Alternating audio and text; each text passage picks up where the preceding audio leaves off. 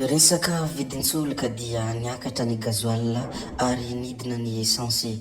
Niakatra 7,7 ny vidin'ny gazoil raha 7,7 izy teo aloha. Nidina ho 5,5 kosa ny essence raha ohatra ka 7,5 izy ny andro omaly.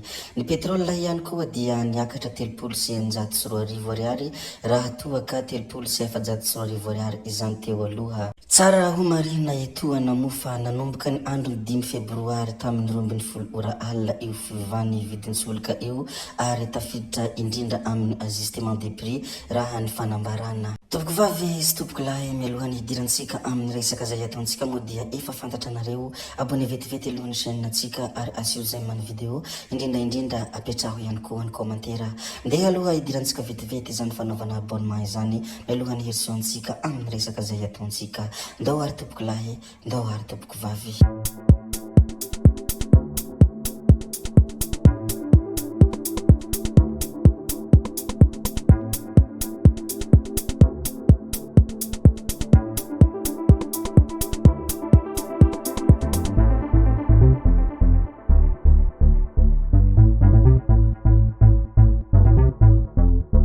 Atomboko atsika amin'iny faritra vakinankaratra iny indray ity video ity, sakana amin'ny fampandrosoana ny toe-tsaina. Fanao ny governoran'ny faritra vakinankaratra Andriamatoa Rakotovao Vivato ny mamory ny mpanao gazety ao Antanan'ny Antsirabe ny isam-bolana anambarana ny zava-misy ao amin'ny faritra vakinankaratra. Izany zavatra izany moa dia natomboka ny andron'ny 4 febroary ho any ity taona 2024 ity, sady fifampirariana ny soa ho any taona vaovao sy ny fanamafisana ny fiaramiasa eo amin'ny roa tonta. Fantatra nandritra ny fionana ny zavabita tamin'ny taondasa, ny asa miandry, ny olana misy ary ny sakana amin'ny fampandrosoana.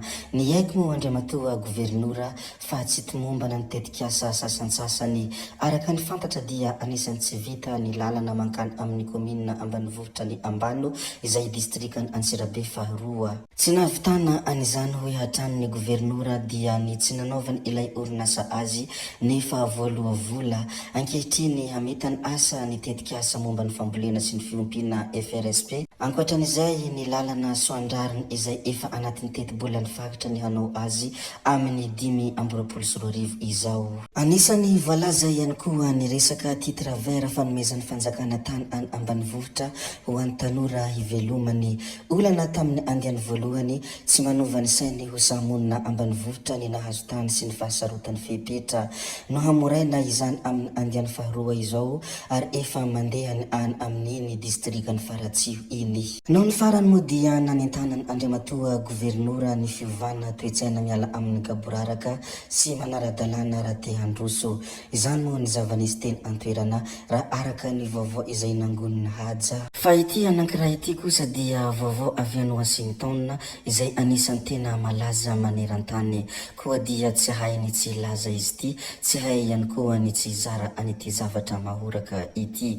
Nakatony Elon Musk ny USAID. Araka ny fanambarana nataony Elon Musk dia hakatony ny USAID ary manaky izany fanapahan-kevitra izany ny filoha Donald Trump.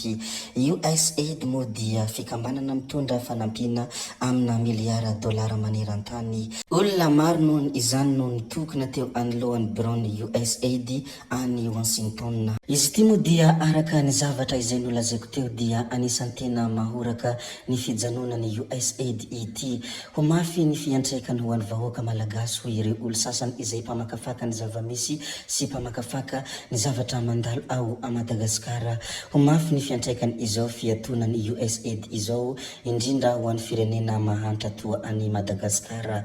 Maro ireo tetikasa voatery hijanona fa ankoatran ireo fahaverezany asa mivantana sy ankolaka. Rehefa voalaza sy voaresaka atsika moa ny mikasika an'iny zavatra malaza maneran-tany iny dia ndeha arisika hiditra kely any amin'iny faritra Sofia iny.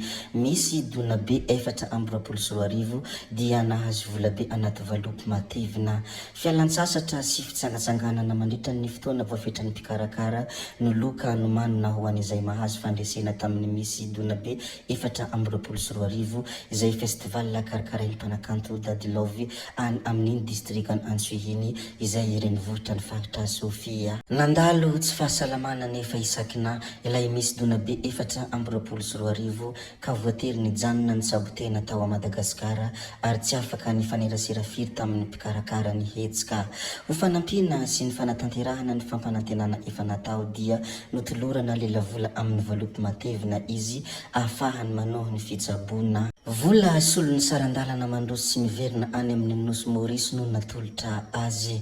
Raha tsy misy anefa ny fiovana dia atao ao Antsiran'ny vohitra faritra Sofia ny festival Donabe izay 3e édition. Io festival Donabe 3e édition io moa dia araka izay nambarako teo raha tsy misy fiovana dia ny daty ny 4 amby roapolo, 5 amby roapolo, 4 amby roapolo ary 7 amby roapolo Jolay 5 amby roapolo sy 2 arivo izao no ho tanterahana io festival Donabe 3e édition io. Efa vonona ireo mpanakanto hanafana ny lanonana izay mbola hiampy araka ny fanazavana nataon'ny mpikarakara any ifotony. Hiavaka ihany koa ny stand amin'ny ity taona ity fa atao manaraka ny fenitra ny festival goavana rehetra fa tsy misy mitondra gony sy lamba atao valavala itsony fa miezaka miroso amin'ny fanatsarana ny hetsika ny mpikarakara araka ny fanazavana izay azo avy tamin'ny izy ireo. Rehefa avy ny lazalaza sy ny resadresaka ny mikasika ny misy Donabe iny moa isika sy ny festival Donabe dia ndeha resika hilaza kely ny mikasika ny ministra ny fanabeazana teo aloha tsy iza moa izany fa Razafy Manazato Julien. Hoy izy hoe tsy amponja ny toerana tokony hisy ireo mpanabe izay mitaky ny zony. Nilazainy ity Razafy Manazato Julien ity moa dia ny hoe olom-pirenena tahaka ny olon-drehetra ny mpampianatra mpanabe. Mananjo feno maneho ny heviny eo anivon'ny fiarahamonina izy tsy hoe sanatria sahirana noho ny politika goragora eo amin'ny lafin'ny fanabeazana eto amintsika ny mpanabe ka ho azo lalaovina amin'izay itiavana azy. Tsy mety izany hoy ity ministry ny fanabeazana teo aloha ity. Any antsekoly hoy izy hatrany hikolokolo sy hampita fahalalana amin'ireo zanaka sy tanora malagasy ny toerana tokony hisy ny mpampianatra sy ny mpanabe fa tsy sanatria any amponja noho ny fitakina ny tombotsoany na noho ny fijoroana amin'ny maha olom-pirenena. Tsy sanatria hoy aho hafatra izay nambarany ity Razafy Manazato Julien ity any amponja noho ny fijoroana amin'ny maha olom-pirenena feno sy manam-pahalalana azy. Izany noho ny hafatra izay nambarany mikasika ny mpanabe sy ireo mpampianatra izay nofaritiny manokana ny hoe tsy any amponja ny toerana tokony ho isy izy ireo. Ny hamarana antsika tanteraka ity video ity indray re tompoko vavy sy tompoko lahy dia hizara ny soa sy ny mahafinaritra. Ity sary hitantsika ity moa dia anisan'ny sary izay tena nafinaritra koa dia ampifaliana sy ampitiavana be no hizarako izany aminareo rehetra ato. Izay ahitantsika Premier Ministre lehibe ny gouvernemanta Andriamatoa Antsain Christian ary ahitantsika ihany koa filohany anterimery Ndoholona tsy iza moa izany fa Richard Ravalomanana ary ahitantsika ihany koa filohany anterimery pirenena tsy iza moa izany fa Tokely Justin. Ity sary ity moa dia sary tamin'ny nanolorana ny paikady pirenena vaovao iadina amin'ny kolikoly koa dia mahafinaritra ity sary ity kararany loatra raha toa ka mizara izahay. Zay raha tiako moa ny namarana ny video antsika koa dia mankasitraka anareo na vitanay anao hatramin'ny farany ary manentana anareo foana ny mbola hanaraka ny video manaraka. Zay fa tsy ataonay lava ny resaka, tsy alavanay ny resaka, hametra veloma izahay, veloma vetivety fa tsy hoe akory veloma mandrakizay amin'ny manaraka indray ino manao ny misimisy. Veloma ary tompoko lahy, veloma ary tompoko vavy.